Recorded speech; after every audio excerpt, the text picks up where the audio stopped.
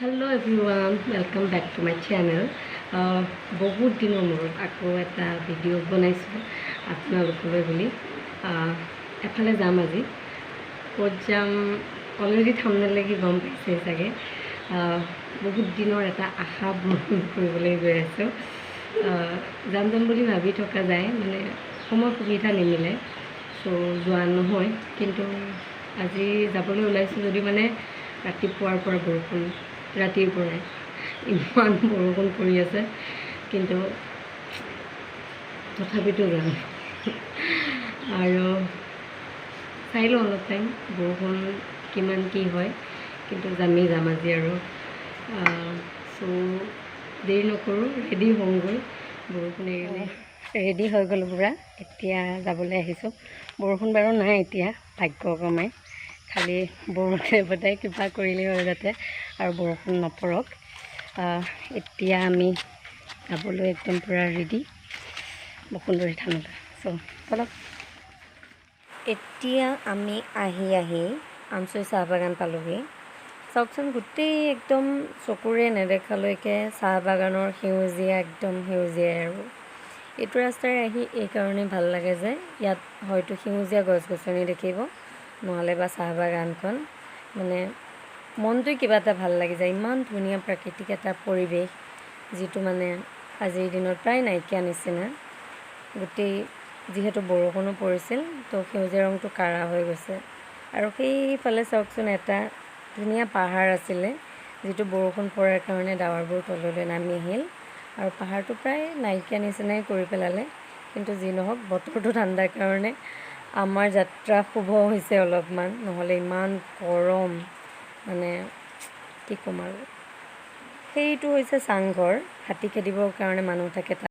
Finally আহি পাই গ'লোঁ। ৰাস্তাটো অলপ বেয়া আছিলে বাৰু, কিন্তু এতিয়া ভৰি হাত ধুই লওঁ, তাৰপিছত মন্দিৰত সোমাম। এইফালে ইয়াত ধুনীয়াকৈ পাৰ্কিং কৰিব পাৰি গাড়ীবোৰ, আৰু ইয়াতে অইন দিনত দোকানো হয় বাৰু, কিন্তু আজি যিহেতু বৰষুণ, মানে ৰাতিৰ পৰাই, সেইটো কাৰণে দোকান চোকান নাই। আৰু সেইফালেৰে মন্দিৰৰ ভিতৰলৈ যাব পাৰিছোঁ। বলক মন্দিৰৰ ভিতৰত। এতিয়া আমি যাম মন্দিৰৰ ভিতৰলৈ, মানে এইখন হৈছে মেইন গেট।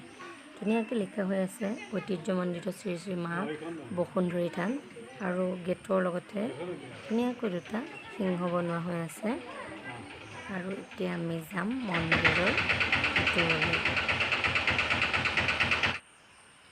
ধুনীয়াকৈ খটখটিবোৰ বনাই থৈ দিছে, কাৰণ মন্দিৰটো অকণমান পাহাৰৰ ওপৰত, যিহেতু মানুহৰ মানে ভক্তসকলৰ অসুবিধা হ'ব বুলিয়ে চাগে। সেইফালে চাগে এইখন নদী হ'ব, এই নাম ভালকৈ নাজানো, সুধি ল'ব লাগিব। আৰু এইফালে ধুনীয়াকৈ ঘৰ দুৱাৰ বনোৱা হৈ আছে।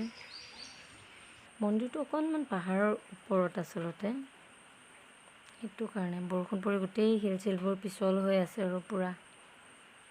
এইফালে চাওক, কঁঠাল, মানে ইয়াত অহাৰ পৰা দেখিছোঁ কঁঠালৰ গছবোৰত ইমান কঁঠাল ওলমি লাগি আছে নহয়। মানে ইয়াতে বোলে বহুত কেইটা মন্দিৰ আছে, আৰু আমি আহি প্ৰথম মন্দিৰটো পাইছোঁ। আৰু প্ৰথম মন্দিৰটোৱেই হৈছে গণেশ বাবাৰ মন্দিৰ, মানে গণেশ মন্দিৰ। দৰ্জাখন জোপোৱা হৈ আছে। আমি ইয়াত পূজা কৰিম, মানে দৰ্শন কৰিম, কিন্তু দৰ্জাখন জোপোৱা হৈ আছে। প্ৰথমতে আমি বসুন্ধৰী আই মন্দিৰত সেৱা কৰিলোঁ, পূজা কৰিলোঁ, তাৰপিছত এই মন্দিৰটোলৈ আহিম। আৰু এইফালে ওপৰত, মানে শিলৰ এনেকৈ ওপৰেৰে গৈ ওপৰত আৰু এটা মন্দিৰ আছে, শিৱ মন্দিৰ। এয়াই হৈছে বসুন্ধৰী আই মন্দিৰৰ ভিতৰৰ ভাগ। মস্ত ডাঙৰ শিল এটাতে এনেকৈ মাৰ মূৰ্তি বনোৱা হৈ আছে, শিলতে খোদিত, যিহেতু বহুত পুৰণা। আমাৰ চাকি বন্তি জ্বলাই পূজা কৰা হৈ গ'ল। পাহাৰৰ ওপৰত পূৰা খটখটি দি বগাই আহিব লাগে।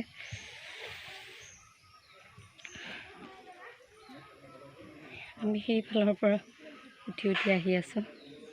আমি এইফালেৰে আহি সেই তাতে মন্দিৰ আছিলে, তাৰ পৰা এনেকৈ আহি আছোঁ। আৰু এতিয়া ওপৰলৈ যাম।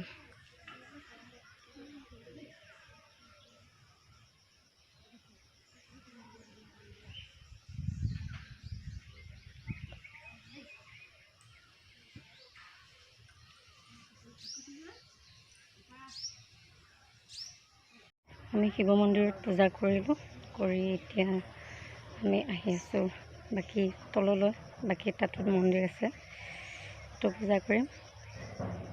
এই চাৰিওফালৰ প্ৰাকৃতিক দৃশ্যটো সঁচাই মানে বহুত আকৰ্ষণীয়।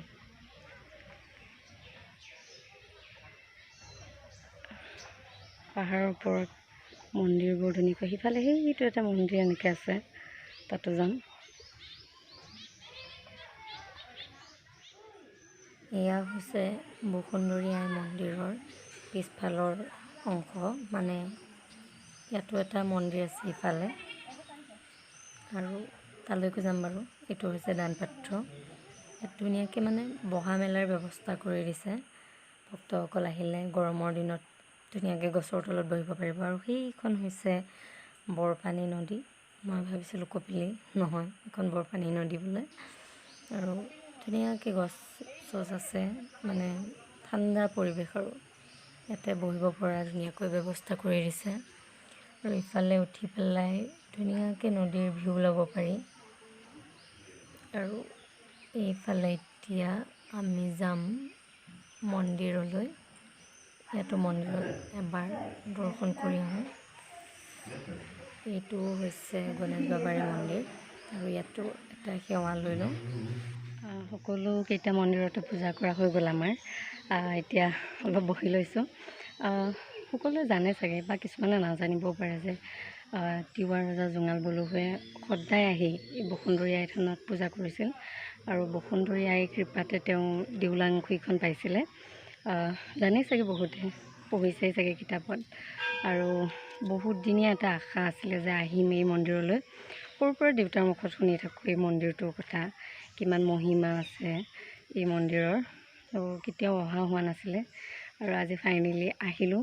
আৰু চবতকৈ বেছি ধুনীয়া এইটোৱে লাগিল যে ইয়াৰ প্ৰাকৃতিক পৰিৱেশটো মানে ইমান ধুনীয়া, কৈছোঁ আৰু মানে চাৰিওফালে পাহাৰ, সিফালে আছে বৰপানী নদী, তো খুব ধুনীয়া পৰিৱেশটো। এবাৰ সকলো আহি চাবচোন। নগাঁও জিলাতেই অৱস্থিত হয়। আমচৈ হৈও আহিব পাৰে সিফালে, বা চাপৰমুখ হৈও এনেকৈও আহিব পাৰে। তো আহি যাব এবাৰ, বৰ ধুনীয়া লাগে মন্দিৰটো, আৰু বহুত পুৰণা মন্দিৰ। আজিলৈ ভিডিঅ'টো ইমানেই।